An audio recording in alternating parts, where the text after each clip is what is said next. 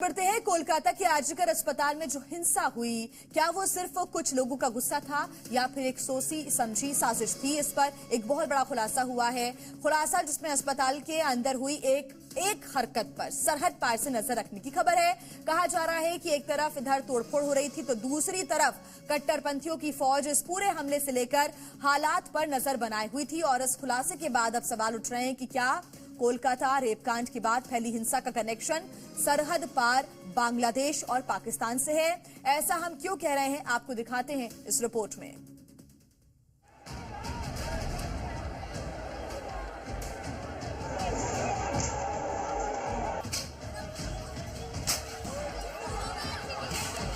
Doctor बिटिया से दरिंदगी पर कोलकाता के आरजीकर अस्पताल में हिंसा की इन तस्वीरों ने देश को गुस्से की आग में झोंक दिया। हर कोई हैरान था कि आखिर 5 से 7 हजार लोगों की भीड़ भला एक अस्पताल में हमला करने क्यों पहुंच गई? आखिर अस्पताल से उसकी ऐसी कौन सी दुश्मनी थी जो पूरा का पूरा इलाका अस्पताल पर अटैक करने पहुंच गया?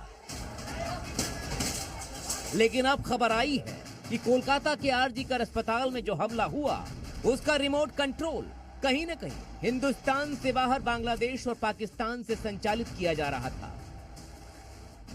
आशंका जताई गई है कि इस हिंसा की स्क्रिप्ट पाकिस्तान और बांग्लादेश के कट्टरपंथियों ने लिखी थी। तो क्या पश्चिम बंगाल को भी बांग्लादेश की तरह हिंसा की आग में धकेलकर अस्थिर करने की कोशिश की जा रही है? ढाका में धार्मिक कट्टरता का जो खूनी खेल हुआ उसे कोलकाता में भी दोहराने की तैयारी थी।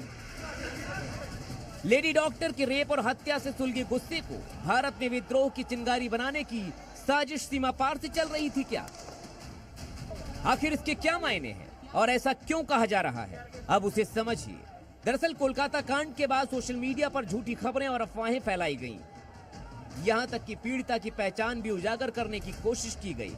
जांच में जुटी पुलिस का कहना है इनमें से कुछ अफवाहें बांग्लादेश और पाकिस्तान से फैलाई जा रही थी।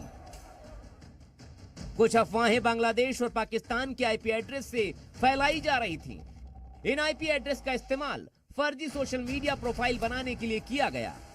इसके बाद इन फेक प्रोफाइल के जरिए झूठी खबरें फैलाई गईं। लोगों में गुस्सा भड़काने और तफ्तीश को भटकाने का प्लान भी था। तो क्या आरजीकर कॉलेज में प्रदर्शनकारियों पर हमला और अस्पताल में तोड़फोड़ करने वाले उपद्रवी सीमा पार की साजिश के टूल किट थे जो आंदोलनकारियों पर हमला कर प्रदर्शनकारियों की भीड़ को भड़काना चाहते थे ताकि कोलकाता की सड़कें भी बांग्लादेश की तरह लहूलुहान हो जाएं? वो तो सैल्यूट है उन प्रदर्शनकारियों को जिन्होंने इसके बावजूद अपना आपा नहीं खोया और देश के कानून पर भरोसा रखते हुए शांतिपूर्ण प्रदर्शन जारी रखा, वरना सीमा पार के मंसूबे कोलकाता में अंजाम तक पहुंच सकते थे। ब्यूरो रिपोर्ट, जी मीडिया। इस पूरे मामले के बाद अलग अलग प्रतिक्रियाएं सामने भी आ रही हैं। गोपाल कृष्ण गोखले ने कहा था कि what Bengal thinks today, India thinks tomorrow. लेकिन क्या ये बातें मौजूदा दौर में बंगाल पर लागू होती हैं, जब बंगाल से रक्त रंजित रणनीति, राजनीति और महिला अत्याचार की तस्वीरें सामने आती हैं, अवैध घुसपैठ और तुष्टीकरण की खबरें सामने आती हैं? जिस बंगाल की धरती से पुनर्जागरण आंदोलन की शुरुआत हुई, क्या वही बंगाल दीदी के राज में अंधकार युग में जाता हुआ नजर आ रहा है? एक खास रिपोर्ट देखिए।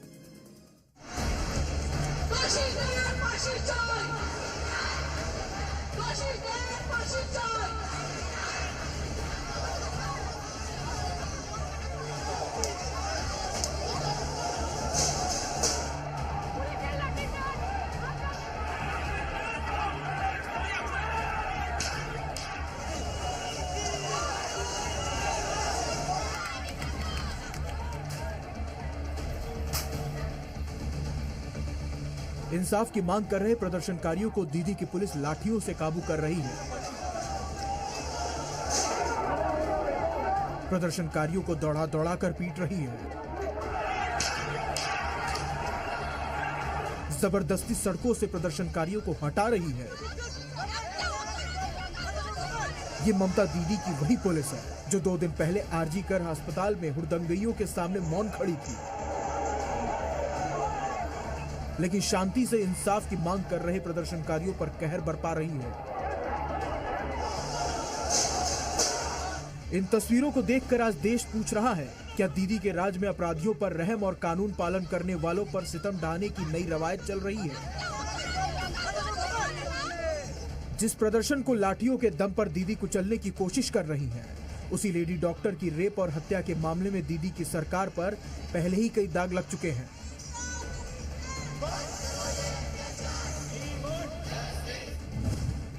आरजी मेडिकल कॉलेज के तत्कालीन प्रिंसिपल ने रेप और हत्या को पहले सुसाइड बताया। प्रिंसिपल ने डॉक्टर बेटी के सेमिनार हॉल में जाने पर सवाल उठाए। घटना के बाद प्रिंसिपल संदीप घोष को बंगाल सरकार ने दूसरे बड़े अस्पताल की जिम्मेदारी दी। आरजी हॉस्पिटल में तोड़फोड़ के आरोप टीएमसी कार्यकर्ताओं पे लगे। सीएम ममता बनर्जी खुद बंगाल की गृह मंत्री और स्वास्थ्य मंत्री हैं, लेकिन कोई जवाबदेही तय नहीं। बतौर सरकार की मुखिया कार्रवाई करने के बजाय प्रदर्शन से ज्यादा तल्लीन नजर आई। बंगाल में महिलाओं की भयावह स्थिति पर सुप्रीम कोर्ट ने चिंता जताई, तो कलकत्ता हाई कोर्ट लगातार ममता सरकार की भूमिका को कटघरे में खड़ा कर रहा है। क्या पश्चिम बंगाल में दीदी के राज्य में कानून का इकबाल खत्म हो गया है? बीजेपी ममता बनर्जी की तुलना नॉर्थ कोरिया के तानाशाह किम जोंग से कर रही है। ममता बनर्जी अगर अपने आप को कोरिया के राष्ट्रपति किम जोंग समझती है, ये किम जोंग वाली देश नहीं है, ये लोकतांत्रिक देश है। मतलब ही तानाशाही मुझे चाहिए है, तानाशाही मानसिकता और कल्चर है। और ये तानाशाही मानसिकता और कल्चर प्रथम दिवस से हम देख रहे हैं, क्योंकि बलात्कारी बचाना है तो पहले एविडेंस मिटाना है, अपराधियों को साथ देना है, और जो भी न्याय के लिए आवाज उठाए उनकी आवाज को दबाना है।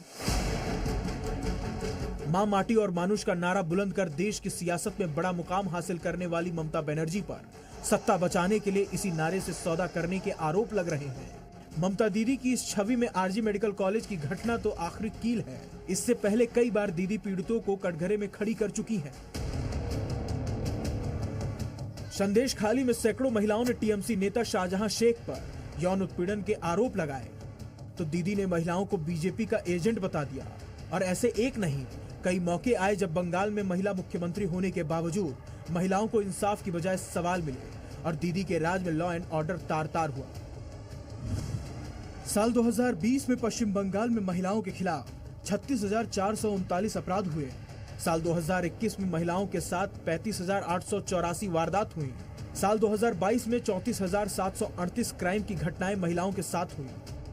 देश की फिलहाल एकमात्र महिला मुख्यमंत्री के राज्य में महिलाओं की ये हालात है। पिछले महीने ही लोकसभा में टीएमसी सांसद ने देश में बंगाल मॉडल लागू करने की बात कही, तो सुनिए गृह मंत्री अमित शाह ने क्या कहा था। मैं मानता हूं कि देश का कोई राज्य नहीं चाहेगा कि पश्चिम बंगाल का मॉडल वहां अपनाया जाए। क्या दीदी के सत्ता में देश ने जो बंगाल मॉडल देखा, उसमें कभी चुनावी हिंसा की तस्वीरें तो कभी महिलाओं से मारपीट की तस्वीरें सामने आती हैं।